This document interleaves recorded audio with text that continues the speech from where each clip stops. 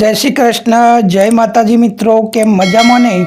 મારી YouTube channel Shrimad Bhagavad Gita 9મો નવા અને જૂના પધારેલા સૌ દર્શક મિત્રોનું હું ખરા દિલથી સ્વાગત કરું છું.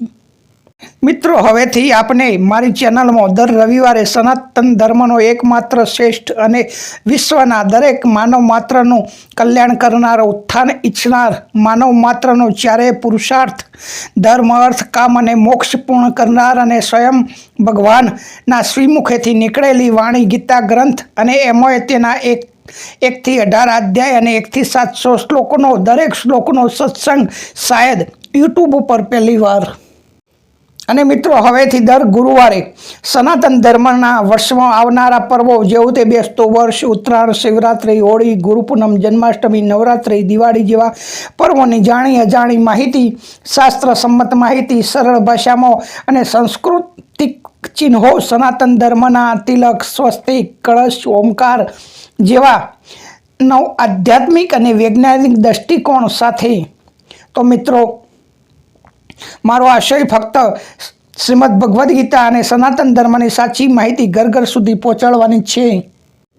તો ગમે તો મિત્રો જોતા રહેશો અને જોડાતા રહેશો. સાથે સાથે શેર, લાઈક, કોમેન્ટ અને ચેનલ સબસ્ક્રાઈબ કરશો. અને જો આપણું સૂચન અને પ્રશ્ન હોય તો કોમેન્ટમાં કરશો. હું પોતાને ધન્ય અનુભવીશ તથા તેનો યોગ્ય અને યથાસમયે જવાબ આપવાનો પણ નમ્ર પ્રયાસ કરીશ. તો મિત્રો, જોઈએ આજના વિડીયો વિશે.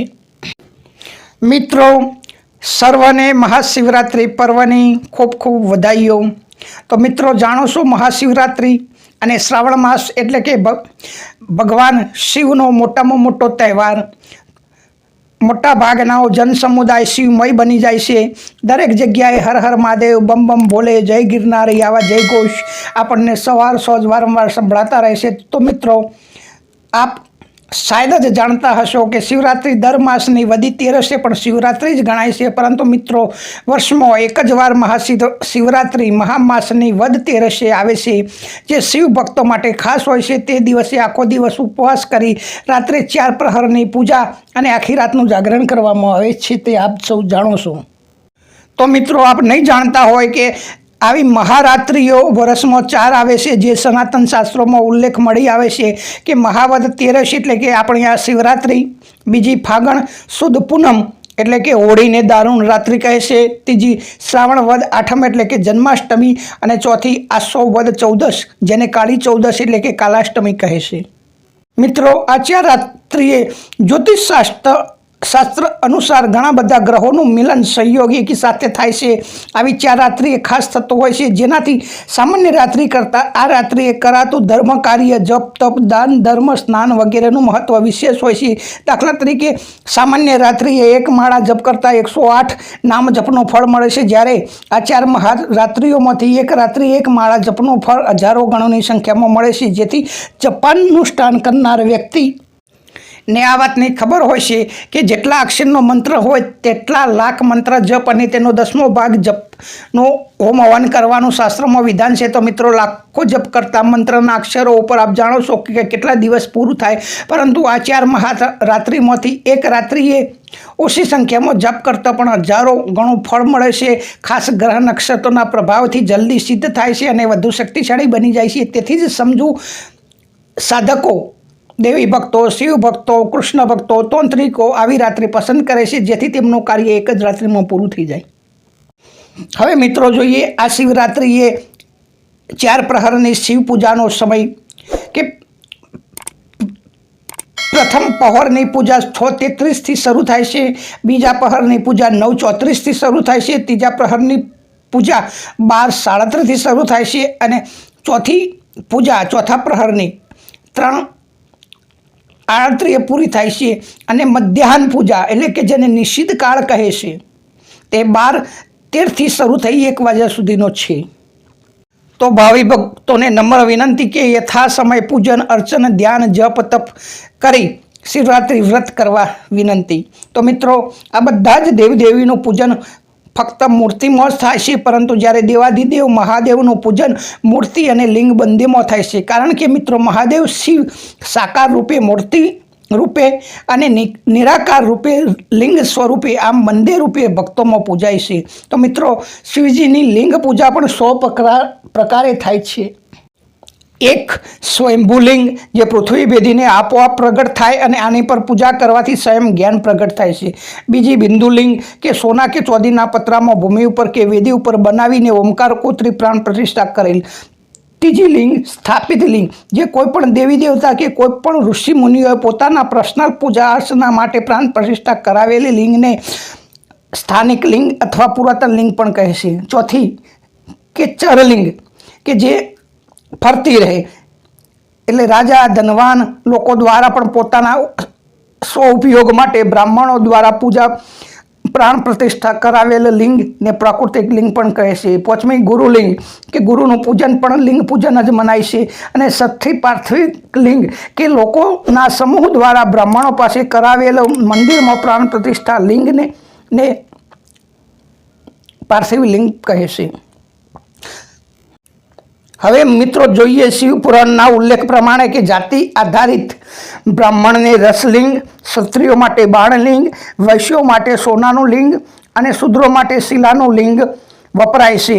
આ બધા અચલ લિંગો છે કે જેની જમીન કે વેદી ઉપર સ્થાપના કરવામાં આવે છે.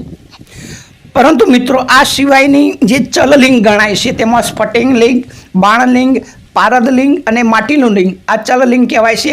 જે વાસણ કે હથેળીમાં રાખી તેના ઉપર પૂજા અર્ચના થાય છે અને તેનું ફળ પણ અચલ લિંગના જેવું જ જેટલું જ ફળ મળે છે. હવે મિત્રો જોઈએ શિવજીને ચડતી પ્રિય વસ્તુ તો ધતુરાનું પુષ્પ, ભસ્મ, બીલીપત્ર, રુદ્રાક્ષ આ શિવજીની પૂજામાં વિશેષ વપરાય છે.